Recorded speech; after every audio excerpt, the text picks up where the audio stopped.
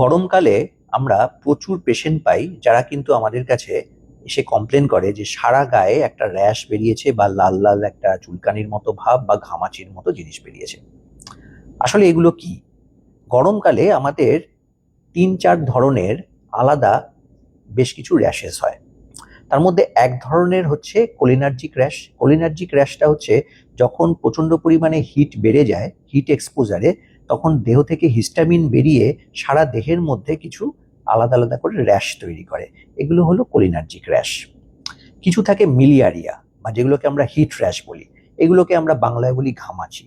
এগুলোতে কি হয়, যে আমাদের সোয়েট পোর্স গুলো আছে যেগুলো থেকে ঘামটা বেরোয়, সেই পোরটা ঘামের জন্য বন্ধ হয়ে গিয়ে ভেতরে বা স্কিন ফোল্ডের মধ্যে ছোট ছোট একটা র্যাশ এবং তার সাথে খুব চুলকানি, এই দুটোকেই একসাথে বলা হয় মিলিয়ারিয়া বা হিট র্যাশ।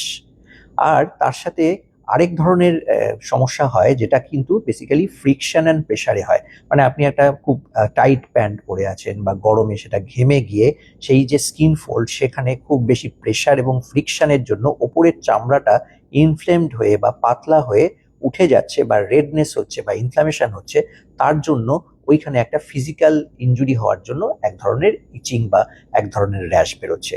এটা একটা খুব কমন কারণ। আর আরেক ধরনের কারণ হচ্ছে কন্ট্যাক্ট বা কন্ট্যাক্ট ডার্মাটাইটিস। সেক্ষেত্রে কি হয়, কোনো একটা পোর্স বা কোনো একটা বি বাইট হলো বা কোনো ইনসেক্ট বাইট হলো, সেইগুলো পার্টিকুলার কোনো পোলেন এলো, সেগুলো আমাদের স্কিনের মধ্যে বেশ কিছু র্যাশেস তৈরি করছে। এবার এগুলো হলে কি করবেন? এই ৪ ধরনের সমস্যার জন্য জেনারেল ম্যানেজমেন্ট হচ্ছে যে আপনি পার্টিকুলার একটা হিট যখন খুব বেশি, মানে বাইরে যখন প্রচন্ড পরিমাণে গরম চলছে, সেই সময়টা আপনি অ্যাভয়েড করুন। এমন কিছু কাপড় জামা পরুন যে কাপড় জামার মধ্যে ভালো করে আপনার এয়ার সার্কুলেশন হয় এবং ড্রাই থাকে। মানে সেরকম ধরনের গার্মেন্টস, কটন গার্মেন্টস পরার চেষ্টা করুন যেগুলোতে ঘাম কম হচ্ছে গরমের সময়।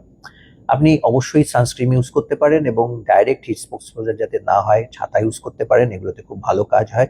খুব বেশি পরিমাণে জল খাওয়া এবং নিজেকে হাইড্রেটেড রাখা, এবং তার সাথে সাথে ভিটামিন এনরিচড এবং অ্যান্টিঅক্সিডেন্ট এনরিচ ফল খাওয়া বা ভেজিটেবলস খাওয়া খুব ভালো হেল্প করে। আর যদি দেখা যায় এরকম র্যাশেস বেরোচ্ছে, তাহলে কি করবেন?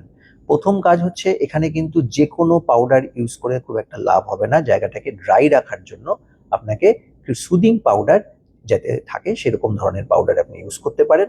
এবং তার সাথে সাথে যদি দেখা যায় স্কিন ফোল্ডসে ইচিনেস এবং এই ধরনের রেডনেস খুব বেশি, এবং তার সাথে সাথে ওপরের যে চামড়াটা, ওই চামড়াটা ফ্রিকশনের জন্য উঠে যাচ্ছে, তখন কিন্তু আপনাকে কোনো একটা অ্যান্টিহিস্টামিনিক মানে অ্যান্টি অ্যালার্জিক খেতে হবে, এবং তার সাথে সাথে ট্রপিক্যাল কিছু স্টেরয়েড বা সুদিং এফেক্ট দেয় এরকম কিছু অয়েন্টমেন্ট ইউজ করতে হবে। যে কোনো অয়েন্টমেন্ট বা যে কোনো পাউডার ইউজ করে কিন্তু খুব একটা লাভ হবে না। বি সায়েন্টিফিক, যেরকম একটা বললাম এরকম ধরনের জিনিস ইউজ করুন, তাহলে গরমকালে এই ধরনের চুলকানিগুলো থেকে ভালো আরামে থাকবে।